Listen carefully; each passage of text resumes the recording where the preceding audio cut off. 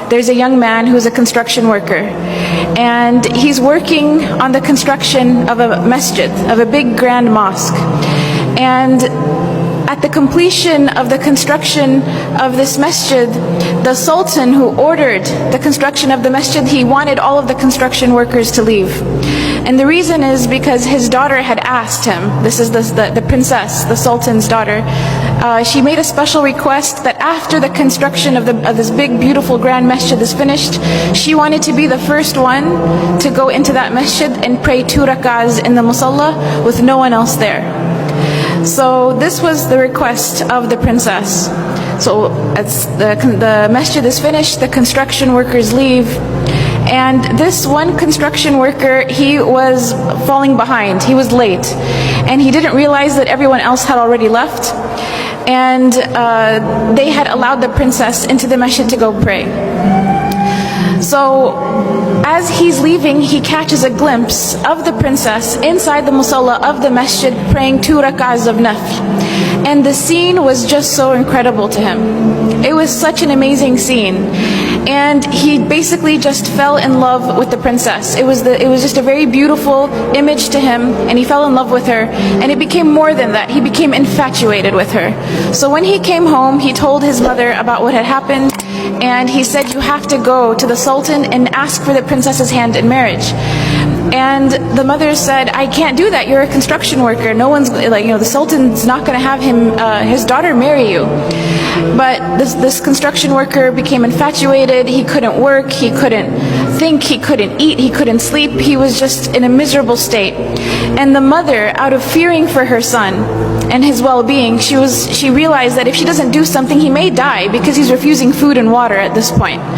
So she goes to the palace and she asks to speak to the sultan, and the guards, they turn her away, and she insists and she says, my son is going to die. I have to talk to the sultan. So finally they let her talk to the sultan, and she mentions the story to the sultan, and the sultan asks that she come back with the construction worker.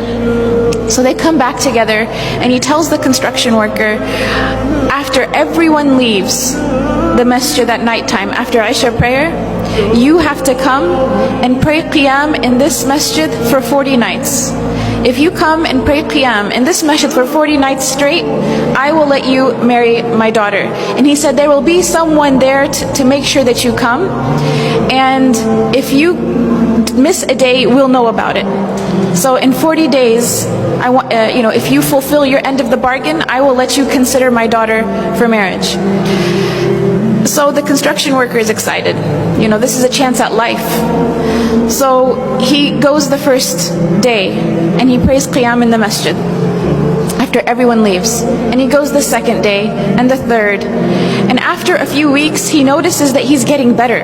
He's eating again, he's drinking again, he cares about life again. And eventually he starts to really, really enjoy coming to the masjid and praying qiyam when everyone else has left. To such an extent that he starts to pray to Allah, that Allah never takes away these beautiful moments that he has with him, alone in solitude, praying to him in the night.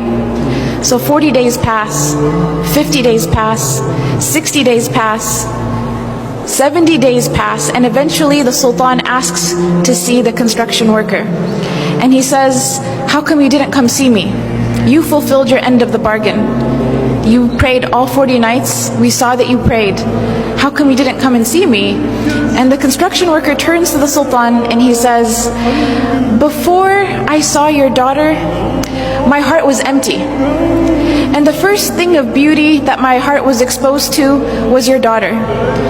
And that's why it grabbed onto that experience. But then after I started praying in the masjid for 40 nights, my heart witnessed a beauty that was much greater than her. My heart witnessed a beauty that it has never felt before. And he tells the sultan, he goes on to say, thank you so much for offering me your daughter to consider, but I am happy where I am and I am in no need of her. And he goes on his way.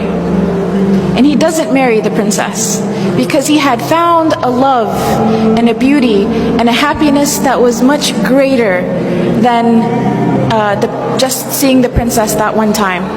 And this was the love of Allah subhanahu wa ta'ala. This is the beauty of a close relationship with Allah subhanahu wa ta'ala. This is something that only the one who has experienced it can really talk about it. And even if they were to try to talk about it, it doesn't do it justice.